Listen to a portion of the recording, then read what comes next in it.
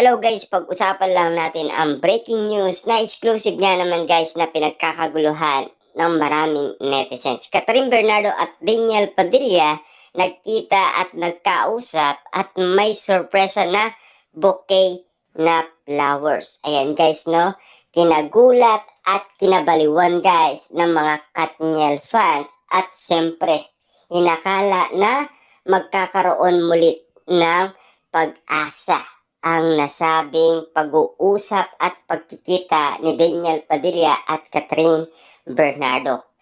Ayon kasi guys kay Ogie Diaz, hindi niya alam kung ano ang pinag-usapan ng Katniel. Pero ang alam niya kasi, meron nakapagsabi sa kanya na nagkita umano sina Catherine Bernardo at Daniel Padilla at nagkausap. At siyempre, malalaman natin dyan guys kung ano ang detalyeng sinabi ni Ogie Diaz. Ang sabi dito guys, yan ang siniwalat ni Mama Ogie sa latest episode na Ogie Diaz Showbiz Update. According to my source, nagkita sila sa backstage sa dressing room. Bigla raw may dalang flower itong si DJ, kumatok sa dressing room, pinapasok, naglabasan ang glam team ni Catherine at inayaan ang dalawa na magkausap. Yung glam team guys na sinasabi dito, yun yung Katniel fans saka Katben fans. Dalawa.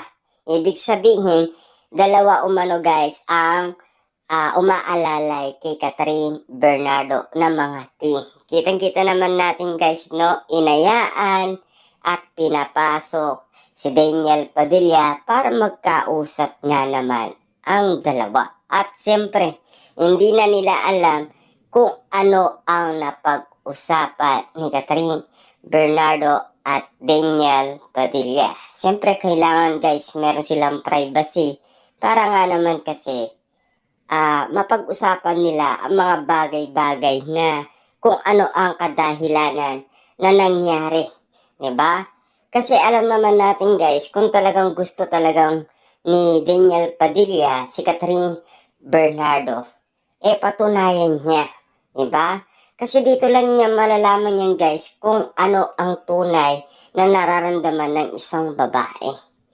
Kasi kung hindi ka gagawa ng parahan, hindi mo talaga siya masusungkit ulit. At least guys, pinatunayan naman ni Daniel Padilla na kayang-kaya niyang arapin ang mga pagsubok na pinagdadaanan niya ngayon. Kitang-kita naman natin kasi guys, no? Lahat ng kapagsubukan yata na dinahanan ng Katniel ay nakayanan na nila. With 1 year pa guys ha, kasi 1 year na ang iwalayan nila. At kitang-kita naman natin kung ano ang mangyayari. Kung nakipagbalikan ba sila or hindi.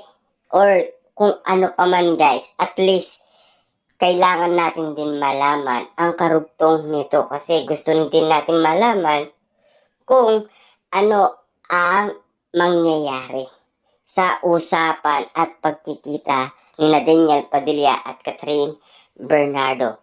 Kasi malaking bagay ito guys para sa lahat ng mga netizens at nagtitiwala sa Katniel at nagtitiwala sa Katben. Kasi medyo gugulo ang sitwasyon dahil alam naman natin guys, marami ang umaasa na maging mag-on ang Katben.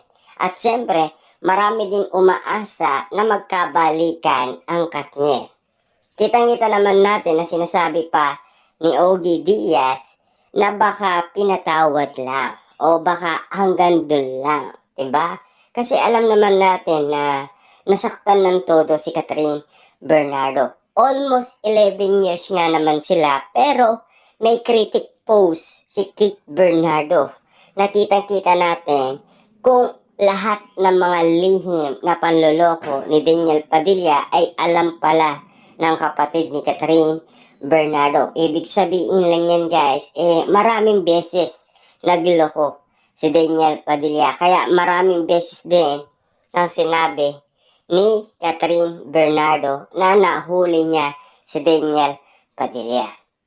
Kaya nga naman guys, no, sa pagkakataong ito, alam naman natin si Daniel Padilla, busy lang sa kanyang trabaho. Napagod man siya pero hindi niya iniwan si Catherine Bernardo. Tulad ng sinabi ng isang manghuhula, diba?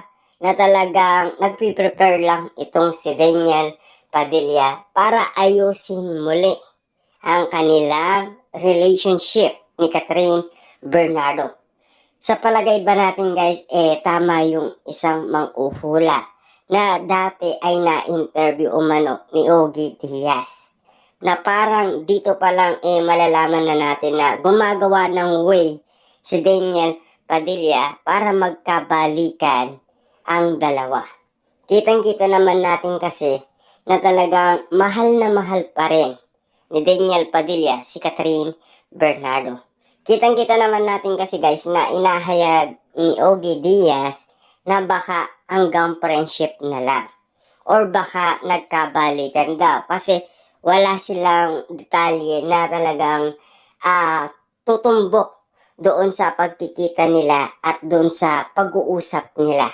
Kasi ang alam lang nila na meron daw silang solid source na nakapagsabi sa kanila na talagang nagkita at nagkausap at meron pang dalang bouquet na bulaklak itong si Daniel Padilla. Grabe, di ba? More on surprises ang ginawa ni Daniel Padilla kay Catherine Bernardo. Kaya marami ang nashock, marami ang nagulat, at marami ang nagtaka. Marami ang nababaliw ngayon dahil parang may pag-asa muli na magkabalikan ang Katniel. Yun ang alam ng iba.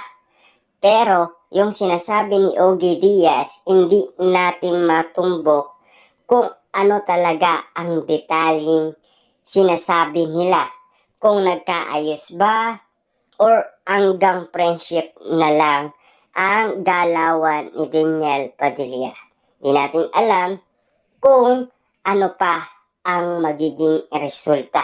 Kasi kailangan din natin guys mag-intay ng tamang detalye para at least makumpleto natin guys ang bawat issue na ngayon guys ay napapag-usapan na muli ang pag-uusap at pagkikita ni Catherine Bernardo at Alden Richard. Tulad ng nangyari noon last Christmas.